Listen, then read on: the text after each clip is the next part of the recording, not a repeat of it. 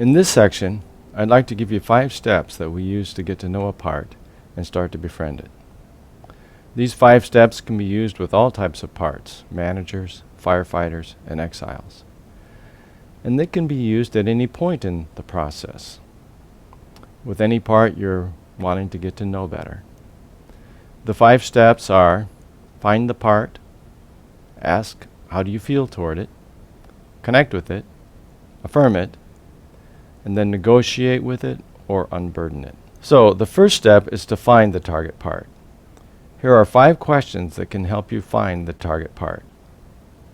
As you look inside yourself, see if you can connect with the emotion. Connecting with the part's emotion is probably the most common and effective way to find it.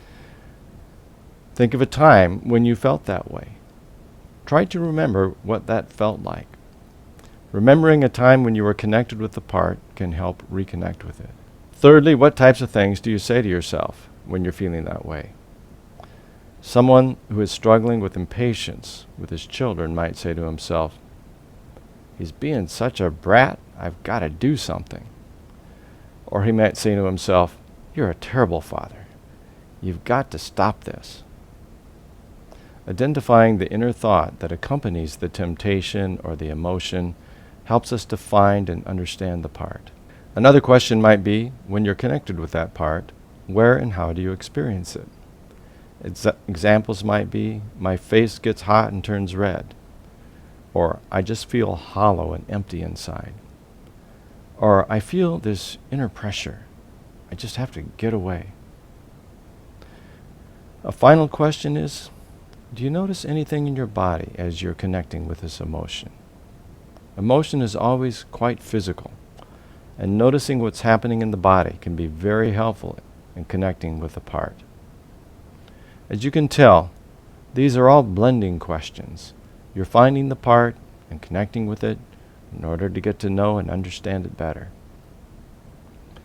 Also, it usually helps to encourage the person to close their eyes and go inside as you talk with them about finding the part.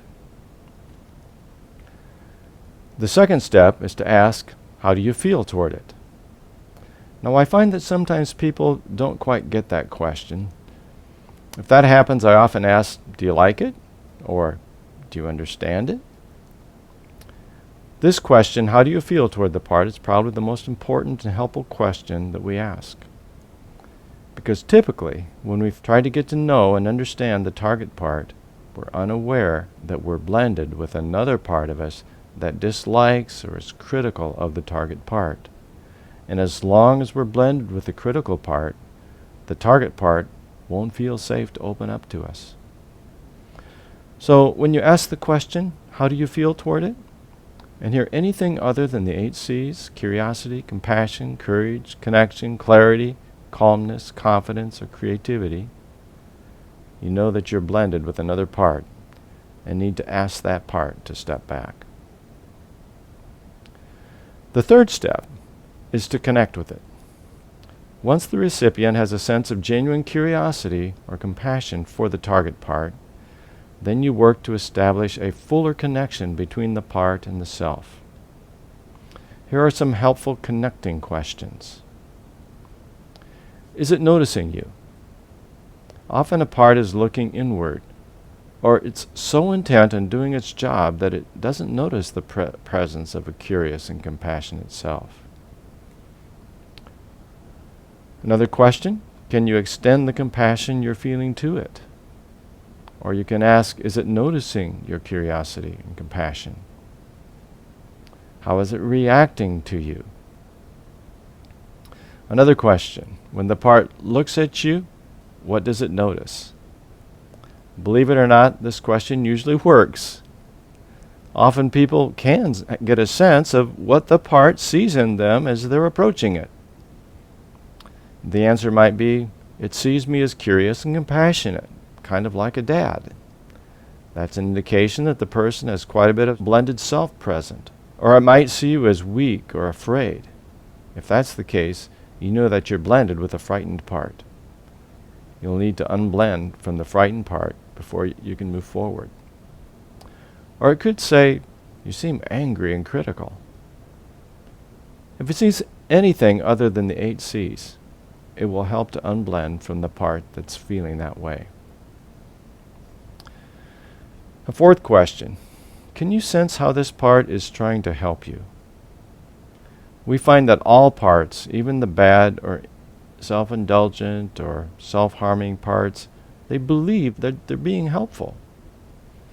Often they believe that what they are doing is absolutely essential for the person's survival or well-being. A fifth question: does the part like its job? Some protectors are so focused on their jobs that they never consider their own likes or preferences or emotions, and often they don't like their jobs. They were forced into them and believe that they have to do them to avert disaster. Sometimes it's helpful to say, "That sounds like a hard job. Do you ever get tired?" The sixth question: how old does this part seem to be? Parts can be of any age, very young, teenage, adult. Sometimes young, distressed parts project themselves as more powerful or frightening or mature than they actually are. Or a tired part may present itself as old and decrepit. Often when the part is unburdened, its true age will be revealed. Sometimes a part's age corresponds to the age the person was when the part received the burden. And a last question: is there anything else this part would like you to know about itself? Perhaps it has other emotions or burdens it's carrying. Perhaps it's protecting other more vulnerable parts. Perhaps it holds a memory it would like to tell you about. These are 7 useful questions to connect with the part. But if you're filled with curiosity and compassion, you actually can ask the part anything that you're curious about. So that was the third step, just helpful questions, how to connect with the part. The fourth step is to affirm the part. It's common for a part to feel that it's the only one who holds its perspective. No one else understands or agrees with it. A manager often feels like he's the only one who understands the importance of what he's doing to protect the system.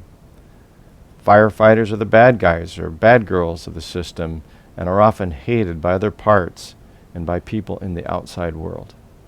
They feel that no one understands why they do what they do.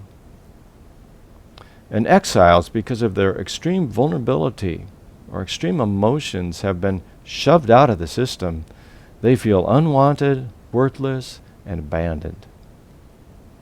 So you can see how affirming a part has great power to build relationship and trust and to soften a part. Just like people, parts have a need to be understood and affirmed. They may not realize their need for affirmation, but when they experience it, they often are greatly relieved to know that at last someone understands them and appreciates what they've been trying to do. Affirmation helps them begin to trust and open up and consider the possibility of doing things differently. Now, I'm not saying that we should always appreciate what a part does, because parts, especially the firefighters, can instigate very destructive and even evil behavior.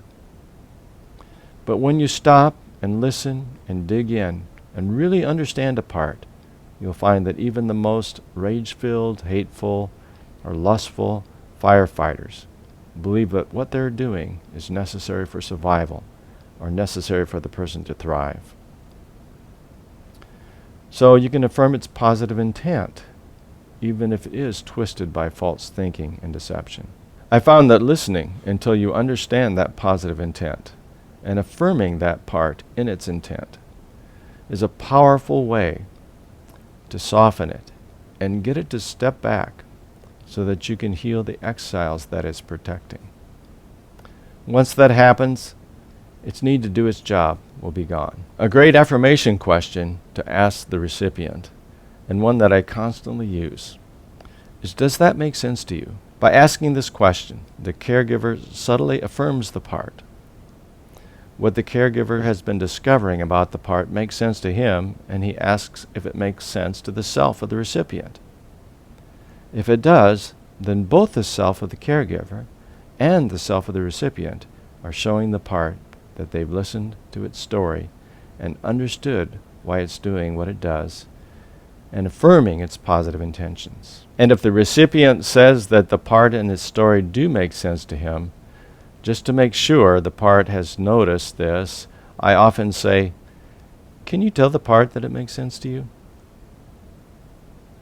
But if things are not making sense to the recipient, or if he is confused or upset by what the part is revealing, it shows that he's blended with another part that will need to step back in order to work with this part. The fifth step is to either negotiate with the part or unburden it. If the part is a protector, you'll negotiate with it. If the part is in exile, you'll unburden it. We'll talk about how to do both in the next sections.